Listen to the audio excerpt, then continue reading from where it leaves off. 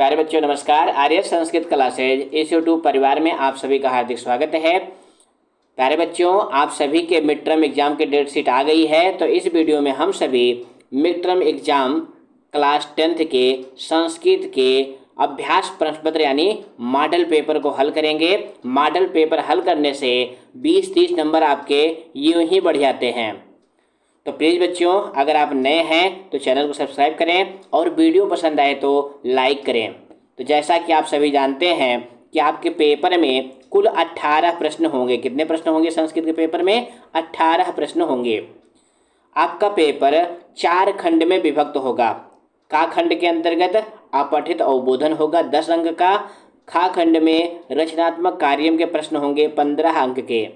गा खंड में अनुप्रयुक्त व्याकरण के 25 नंबर के प्रश्न होंगे और घा खंड में पठित अवबोधन यानी जो आपकी पुस्तक है सेमुसी द्वितीयो भागा उस पुस्तक से प्रश्न आएंगे।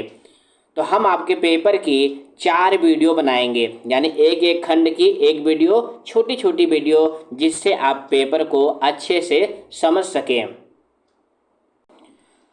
तो आइए प्रश्न को हल करते हैं। देखिए, आपका पहला प्रश्न होगा का खंड के अंतर्गत अपठित अवबोधन। ये 10 अंक का प्रश्न होगा।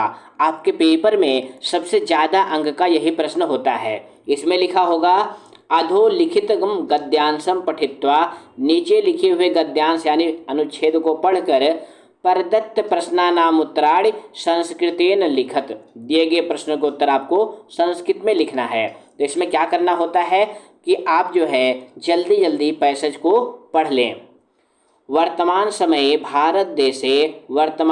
में भारत देश में महानगरेषु, महानगरों में वायु प्रदूषणम अत्यधिकम अस्ति। वायु प्रदूषण अत्यधिक है।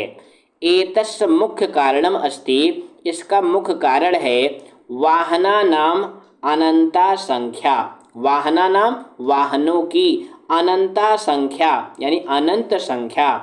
विशेष रूप से देशस्थ राजधानी दिल्ली, देश की राजधानी दिल्ली में, दिल्ली नगर में वायु प्रदूषण से समस्या अत्यधिका दृश्यते। प्रदूषण की समस्या अत्यधिक दिखाई देती है।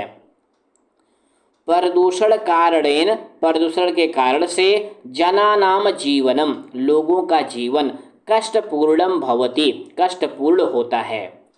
लघु लघु बालानाम, छोटे छोटे बच्चों का, वृद्धानाम, वृद्धों का, रुग्ण जनानाम, रुग्ण माने क्या होता है? बीमार।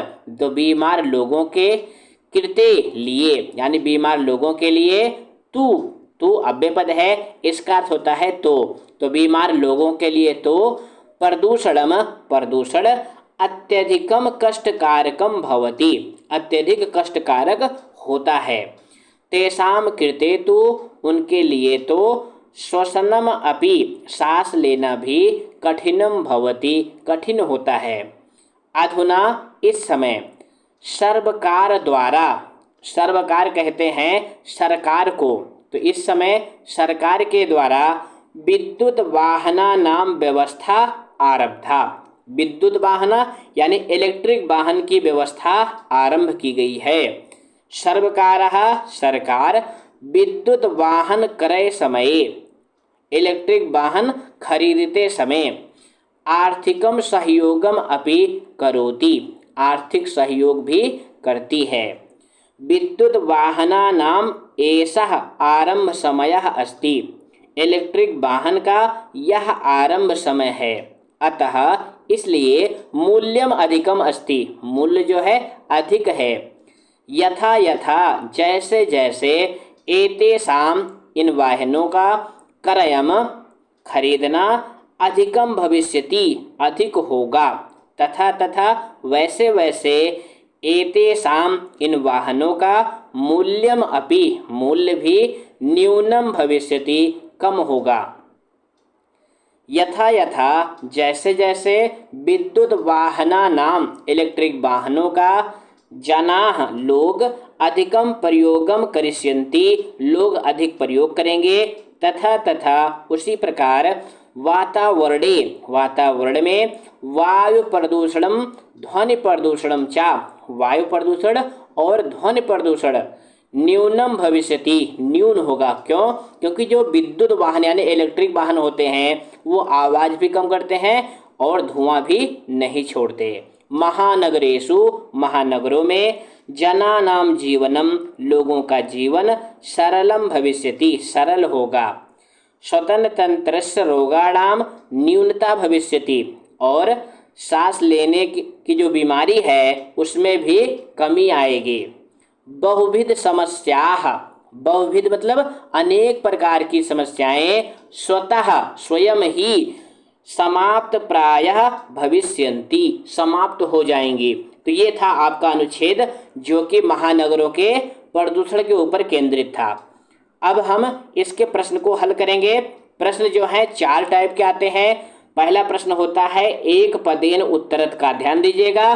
प्रश्न कैसे करना है, उत्तर कैसे ढूंढना है, इन सब बातों को यहाँ पे बताने जा रहा हूँ। तो पहला प्रश्न होता है एक पदेन उत्तरत केवलम प्रश्न द्वयम। 3 प्रश्न होगा, 2 करने होंगे और ये एक नंबर यानी 2 नंबर का एक पदेन आएगा। पहला प्रश्न है महानगरेषु किम अत्यधिकम अस्ति, महानगरों में क्या अधिक है। अब मान लो किसी बच्चों को अनुच्छेद का अनुवाद नहीं आ रहा है तो वो कैसे उत्तर ढूंढेगा। तो इसके लिए जो प्रश्न की क्रियापद है अत्यधिकम अस्ति, अब इस लाइन को देखिए कहाँ पर है। तो ये लाइन देखो पहले ही लाइन में आया हुआ है, महानगरेषु वायु प्रदूषणम अधिकम अस्ति। अब देखो पढ़ने से ही आपको पता चलेगा कि एक पद में इसका उत्तर क्या होगा, वायु प्रदूषणम। फिर भी अगर आप एक पद में उत्तर का चयन नहीं कर पा रहे हैं तो आप पूरी लाइन लिख देंगे, तब भी आपका उत्तर गलत नहीं होगा। एक पद में इसका उत्तर होगा वायु प्रदूषणम। दूसरा प्रश्न है श्वसन तंत्रस्य रोगाणाम का भविष्यति, श्वसन तंत्र के बीमारियों का क्या होगा।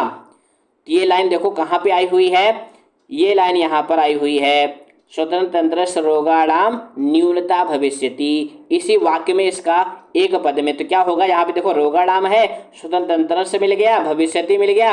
अब एक पद कौन सा गायब है, न्यूनता, बस यही इसका उत्तर हो जाएगा। कैसे लिखेंगे, न्यूनता।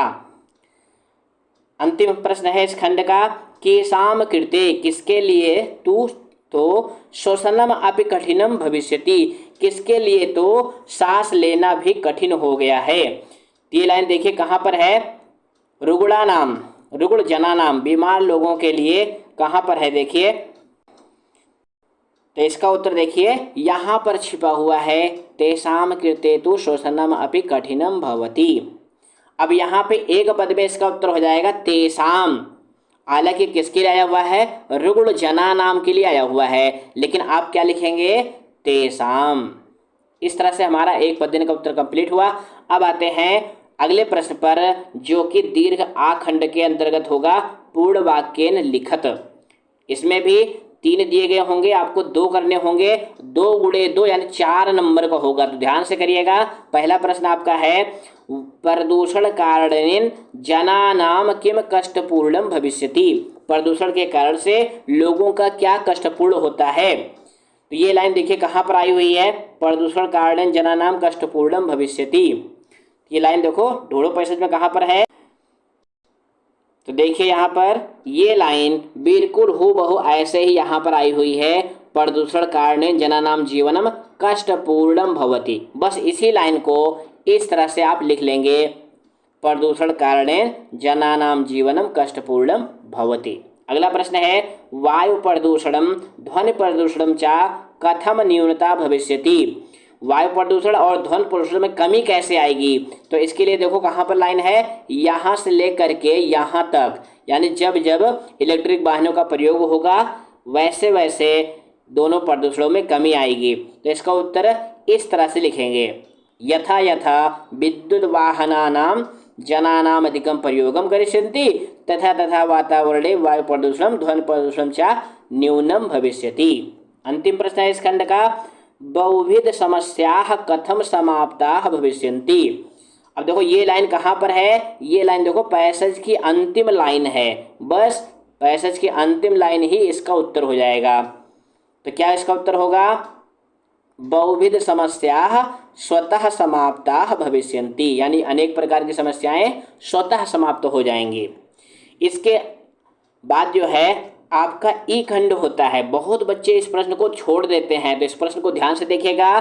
अस्य अनुच्छेदस्य कृते उपयुक्तम शीर्षकम संस्कृतेन लिखत, यानी जो पैसेज है, अनुच्छेद है, इसके लिए आपको टाइटल देना है, यानी इसका शीर्षक क्या है। अब पैसेज पढ़ने से आपको पता चल गया कि ये किसके ऊपर है, प्रदूषण के ऊपर है।